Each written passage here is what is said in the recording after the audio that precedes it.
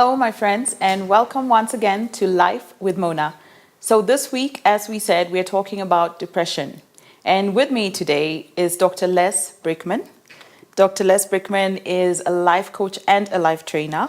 So tell me, introduce yourself to us. Well, Mona, thank you for having me on this program also. Thank you. Start out there. Yeah. I've been in Kenya now 10 years. Okay. As you mentioned, I do life coach training, and I'm a professional life coach also. So I have clients. My particular niche happens to be in terms of leadership development using psychometric instruments such as the MBTI personality assessment, the EQ for emotional intelligence, helping both individuals and businesses to become all that they can be in terms of leadership, as well as training life coaches for the marketplace here. Okay, cool. So let's dive into it. I'm sure we'll get a little bit more about what you do as we go along. Okay. And we'll also talk a little bit more about the different personalities and probably how they can make us more dispositioned towards, for instance, depression or, low moments. So I think let's start right at the top. First of all, let's define depression. What exactly is depression? Let me maybe answer that from three different vantage points. Okay. Depression can be caused through a chemical imbalance. It may start out as a lifestyle problem, but then something happens in terms of the chemical makeup of the brain, and which makes us more disposed toward depression. Yeah. I'm not a medical doctor, so I'm not going to talk about it from a chemical imbalance standpoint. It can also be looked at from a clinical standpoint as an affective mental disorder. But I'm not a psychiatrist nor a psychologist, so I don't want to approach it. So I will not unpack that one. But I want to look at it from a standpoint of just our emotions, because our emotions do impact us every day. If you look at maybe some of the classic signs of how do you know I'm moving toward depression or I may be depressed, things like insomnia, sleeplessness, lack of appetite, lack of eating. There may be some activity in terms of kind of unrest inside, you're pacing, restlessness. A sense of hopelessness when we look at the future, that everything is bleak, it's not going to get better, I'm helpless to change anything, this is a hopeless situation I'm in. All those things can be indicators that we're either moving toward or we are in some degree depressed. But let me say quickly, if you lose your appetite today, you're not depressed. Okay? Or if tonight you can't sleep, that doesn't mean, oh my gosh. I was thinking, oh gosh, I've not slept in 3 days. Should I be talking to somebody? So again, those are some indicators, but that doesn't mean that you necessarily are. Hopelessness, again, we can be hopeless, but we can move past that also. Okay. So at what point should somebody worry? Like I was saying in my monologues, I was talking about different times of my life where I have felt like I'm actually done. I'm done. I don't see why I'm here. I don't see what the point of being here is.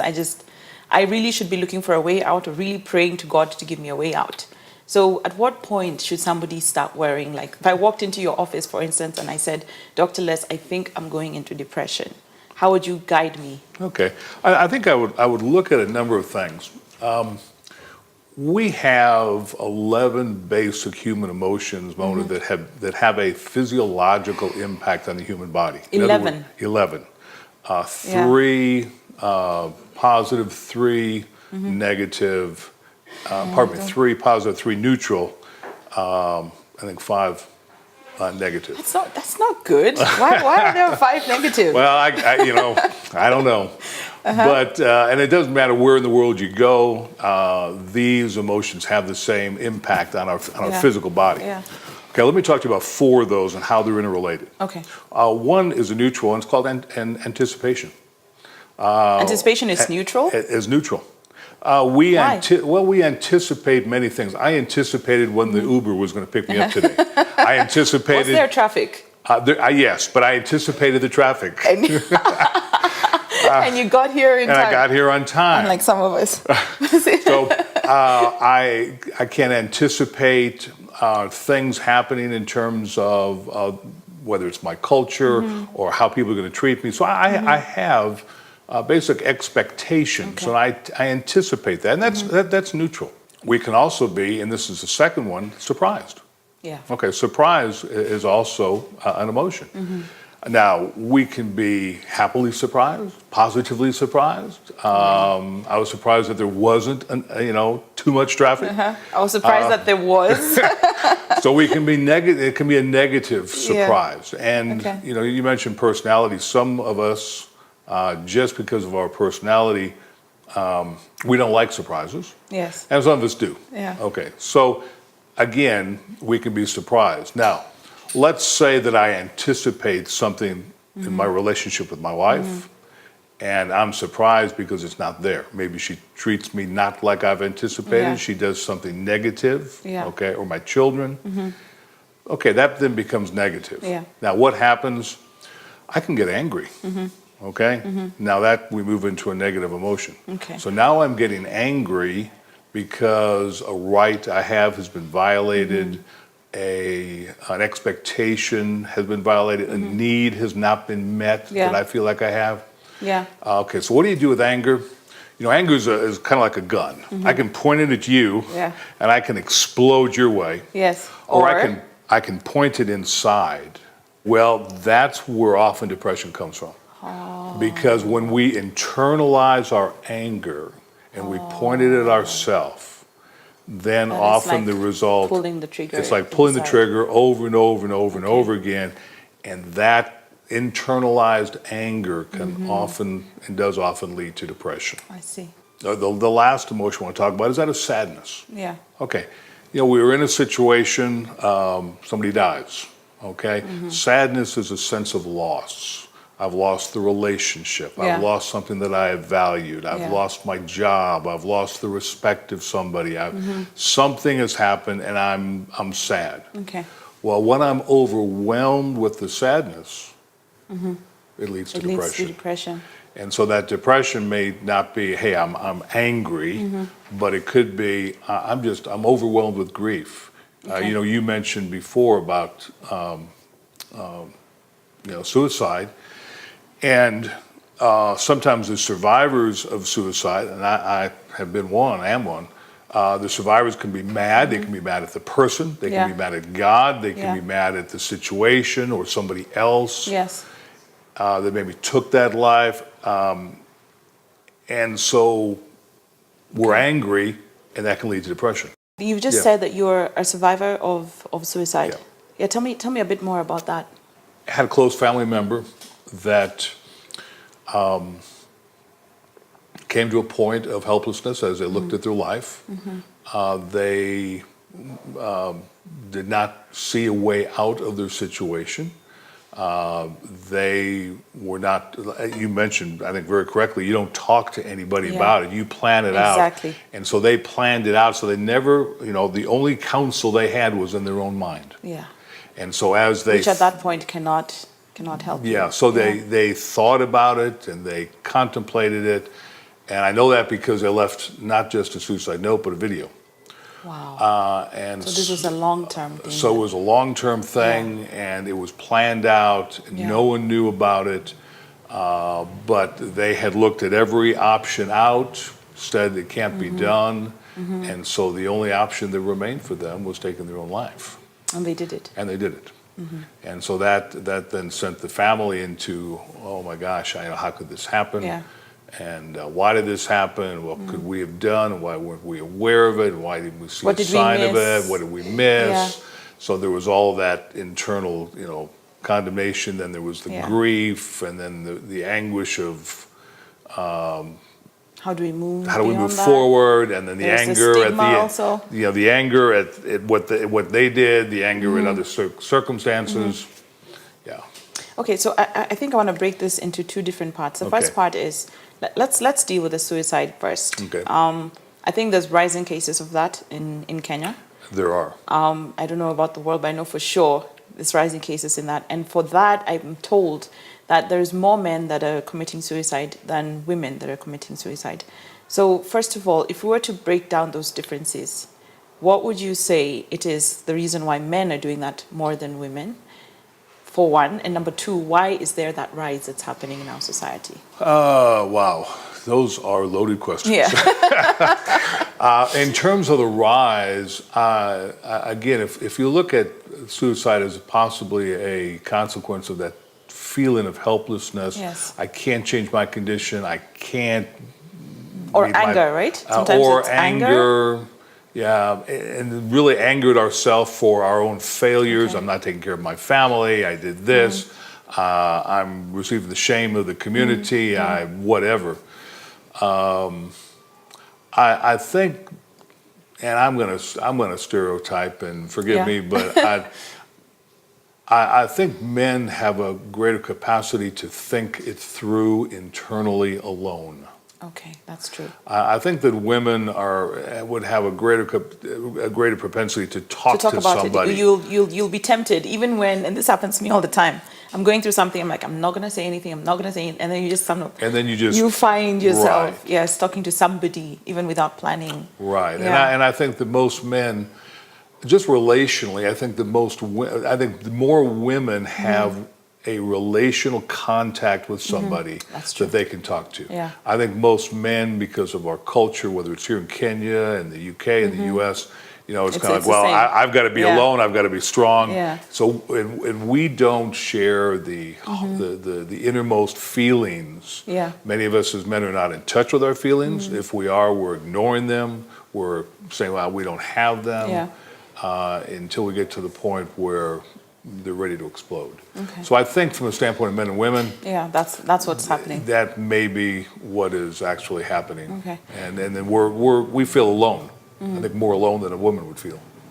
So why do you think there's a rise right now in our society of suicide cases? Just the pressures of life, the expectation on families.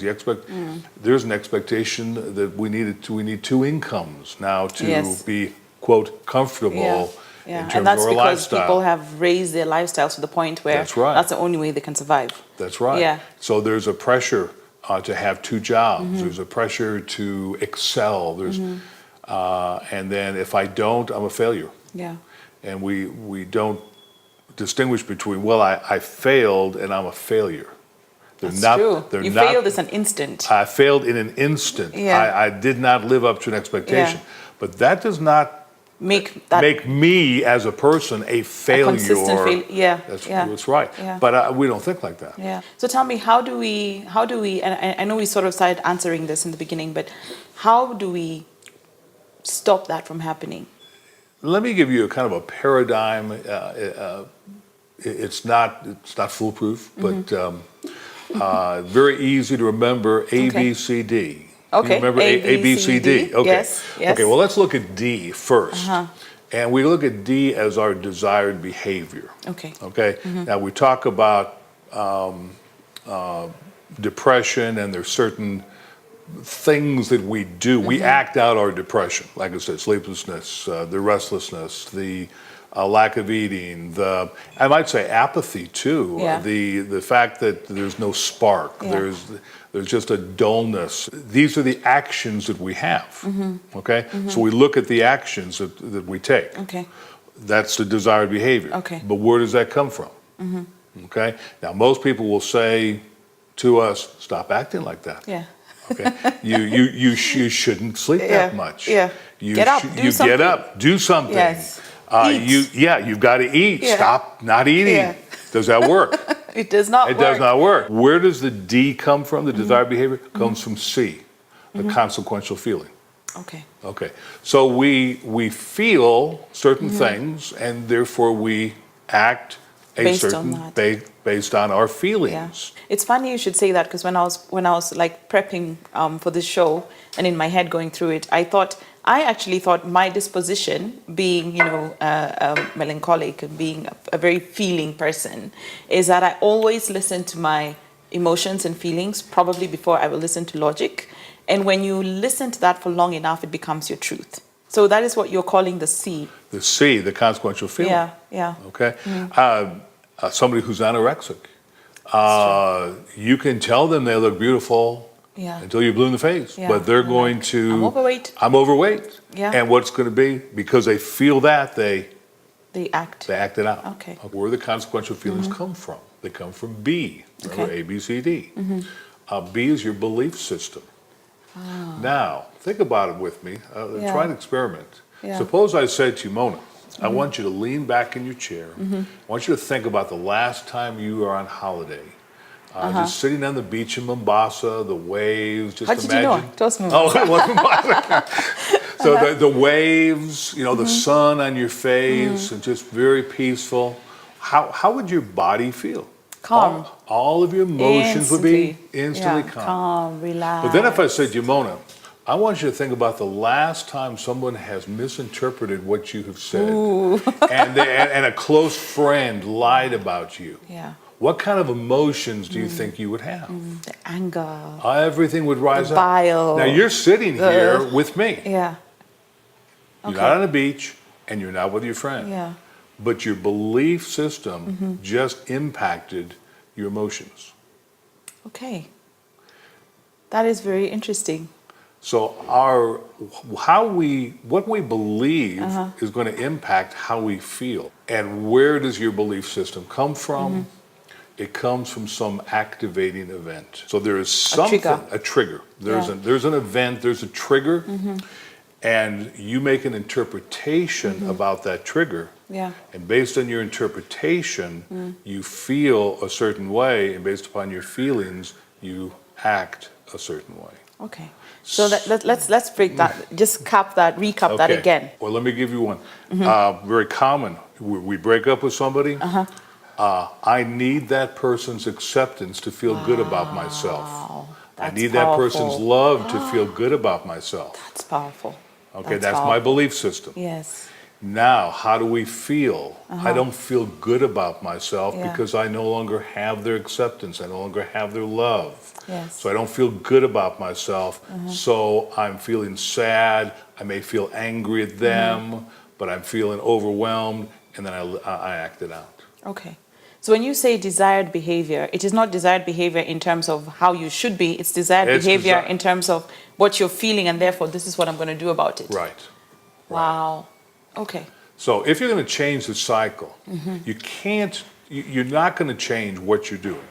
Okay. Okay? Just stop what you're doing. At the end, you can't do it from there. You can't do it from the end. And you really can't do it from, well, you shouldn't feel like that. Yeah.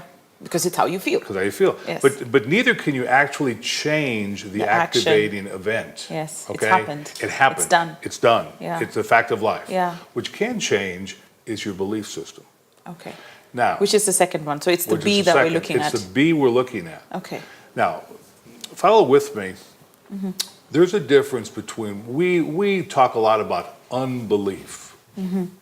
Okay? Unbelief is looking at the truth and not believing it. Okay. But the truth according to... Well, the truth. Okay, that is the fact. It's a fact. Okay. It's a truth. Okay. Now, when I was in that car coming, there was a sign that posted near the construction, 40. Okay? That's the truth. Yeah. That's what you should be doing. That's what the driver should be doing. And you're doing what? Well, I'm not going to say what the driver was doing. But if the driver really was attributing truth to it, he would be driving 40. Yes. If he didn't believe that was supposed to be necessary there, for him or necessary for him, then he would drive whatever he wanted. Let me just push it. Yeah, 60. let me just 60. Yeah. Oh, okay. Does it change the truth? No. But he's functioning, he's not believing what the truth is. Okay. Okay. So unbelief is looking at the truth and saying, no, it's a lie. Let me give you another word, misbelief. Misbelief. I like misbelief. Misbelief is just the opposite. Yeah. Misbelief is attributing truth To something to that a is lie. not true. Okay. Okay. So the lie is, I need this person's acceptance to feel good about myself. Yeah. That's a lie. Yeah. Okay. Because actually Now, you don't. But we believe it to be the truth. And so while we believe it to be the truth, we're going to act on it, we're going to have a feeling, and then we're going to have an action. Yeah. So what we need to come back to is what really is the truth. Okay. In a biblical sense, that there is a put off and a put on. we have to put off the Some lie things. and we put on the truth. The truth. Now, we use this every day. When you went to bed last night, I assume you put off your day clothes Yeah. and you put on your night clothes. Yes. And before you got ready for the show, you put off your Night clothes. and you put on your day clothes. Yes. You didn't put on your day clothes over the night clothes. Yeah. Okay? Yeah. So you have to put off, but you have to put on the alternative. Okay. And as long as we're believing a lie, we have to put off the lie and put on the truth. Okay. I want us to do a more specific scenario. Okay. During my monologue, I talked about a friend of mine who just walked away from her family. Okay. And she had planned it, or she put everything in place and she walked away for a period of time. So I always say, by the time somebody is getting to that point, this is not something that they woke up one day and they said, I know I'm going to do this, right? This is something that's been playing over and over and over in their heads. Or even my situation, the times when I have thought, you know what would happen if I just took my car and drove and just kept driving and vanished from. So in a specific situation like that, and you're trying to bring this person back using the A, B, C, D, how would you guide them back? If people have the kind of relationships, Mona, where they can talk to somebody and not feel condemned that you just stop that, don't feel like that. Yeah. But people are there's a kind of relationship where they can talk and be allowed to express and be allowed to And think be allowed through, to feel what they're feeling. to feel at that without time. being condemned. Yeah. And then go, okay, but let's talk about options. How can you move past that? If people understood that, well, I'm feeling this way because I'm thinking this way, can you talk to me about your thinking? What's going into this? What's the background? What's a background? Yeah. There's an activating event. Yeah. Okay. What's the frustration? Yeah. What are some other ways of dealing with the frustration? And again, for people to understand there is help out there way before they get to that feeling of being overwhelmed and helpless and hopeless. Okay. But it's for people to be aware, I don't have to handle this on my own. And that is usually the trickiest part, isn't it? That is. Because most people, when you're going through something, for some bizarre reason, you think you're the only person in the world that has ever gone through this thing. And I think that's what makes us cave into ourselves. And if we as friends, if we as family are aware of what somebody is going through and can come alongside of them in a non-judgmental way so that there's a safe environment early on. So they feel, oh, I've got a friend that really is concerned about me, that really is there for me when I'm going through the hard time. Yeah. Then it's easier for them to navigate through that. It's safe. Yeah. And you're saying some of the questions you should ask as a support system for somebody is, how do you feel? Why? Now, I wouldn't ask why. This is just a little indicator. If I ask you why, you're going to get upset at me. I'll say, I don't know. Yeah, you'll say, I don't know. You'll take my why as a threat. Yeah. Why? Why? If I ask you, can you tell me the reasons leading up to your decision? Okay. Can you kind of tell How me did what? you come to Yeah. this? How did you come to that decision? Yes. What were the factors that you Yeah. looked at? Yeah. You're asking why. Yeah. But people are not threatened. You're making me think it That's through. right. That's right.